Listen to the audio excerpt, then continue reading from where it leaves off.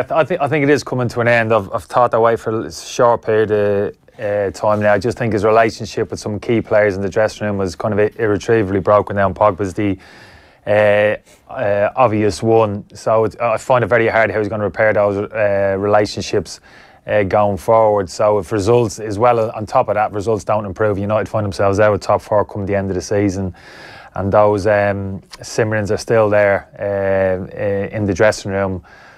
I can't see him hanging around now. Things outside of his control might facilitate his departure from the football club, and the Real Madrid is the obvious one. I think there's something steering as well with Pochettino. This is the first time this year. Just heard a couple of things come out. We've spoken a couple of times, spoken about the squad, the financial situation, potentially his future, and he's just thrown a few little things out there which just might make you think potentially he might be looking at his next step away from Tottenham Hotspur. I think a big part of that will be his contractual situation at Tottenham.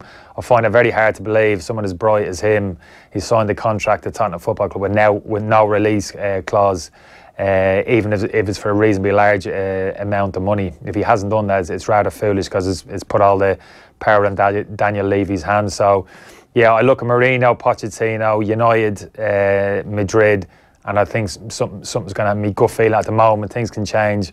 Tells me something's going to happen there in the summer. And if Mourinho thinks he can bail out of United and straight into the job at Real Madrid, and things are as they are at the moment in terms of the atmosphere around the club, I think he'll go, and that'll pave the way potentially for Pochettino, who's highly regarded at Old Trafford, maybe to make that step up to Manchester even. Yeah, Niall Quinn was saying in Virgin Media Sport last night as well, actually, that the United fans are brilliant the way they keep supporting the team to the very end. Are you surprised that there hasn't just been more rebellion around the stands of Old Trafford? No, I've got a lot of respect for Manchester United supporters, because they're... Are they too loyal almost? Like, if they really want Jose out... I'm not sure if you can be too loyal. I think there's a lot of respect for the position, the manager's position at Manchester United Football Club, which I think is a good thing. It doesn't take too much nowadays for managers to be kind of criticised and even ridiculed by supporters, even their home supporters. So I think in the modern game it's actually a very good thing to see. But I think primarily just in terms of what we're seeing on the football pitch, I think probably that's the most damning.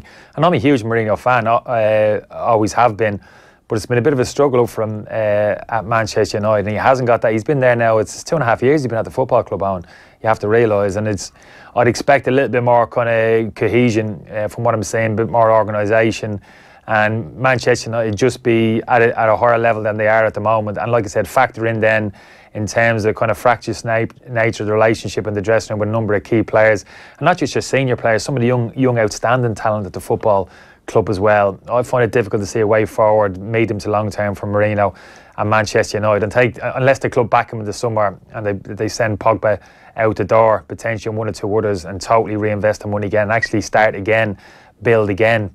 Whether they want to give Mourinho that responsibility, I'm not too sure. My gut feeling tells me they'd rather give that responsibility to someone like Pochettino to go and rebuild the team. Is there some sort of mental issue there where they play down to their opponents, and it's as simple as that, where they look at a team like Valencia and they play down to their level, or perhaps even just a little bit below Valencia's level, and that, I guess the common thing that's thrown around is you wouldn't be surprised if they went out and knocked one of the big teams out of the tournament, which they might do in the next round because they're going to get a good team, or that what they might do to Liverpool on Sunday, that if you play down to your opponents, you also play up to your good opponents. Do you subscribe to that at all?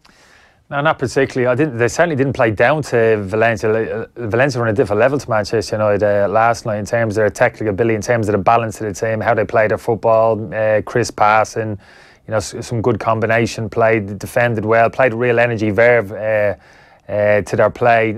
United a lot more laboured in their approach, that kind of indecision, a little bit of kind of lack of confidence, no real kind of at times structure to their play. You could argue is the structure affected by in terms of the calibre of player. Obviously a lot of changes last night on into the team. Pereira was playing in there, Fred came in, Fellaini playing at that hole in midfield that people say, oh, well, United aren't playing through the centre midfield. Well, you're not going to play through the centre midfield with Mario Fellaini. I'm a big fan of Fellaini, but Fellaini's in number 10. Fellaini's best position is pretty much off the front and an impact substitute coming off the bench. You're not going to be a free-flowing type of football team when you've got Mario Fellaini parked as a number 6 in front of your back four. He's not going to get on the ball on the half turn and open opposition teams up with his passing. So there's a lot of things going on there, but It's amazing. I'm not a Manchester United fan, but I still look at that Manchester United squad and my eyes light up in terms of some of the attacking, certainly the attacking talent in the team. But they haven't addressed some of the issues which they have across the defensive line. A lot of money being spent there. They haven't found the solution, particularly in the centre, in the defence. And that central midfield, again, they spent big in terms of bringing Fred in the summer.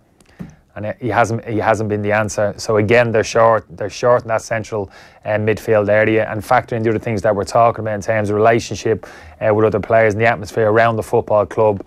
You see the reasons why Manchester United are kind of stumbling along at the moment.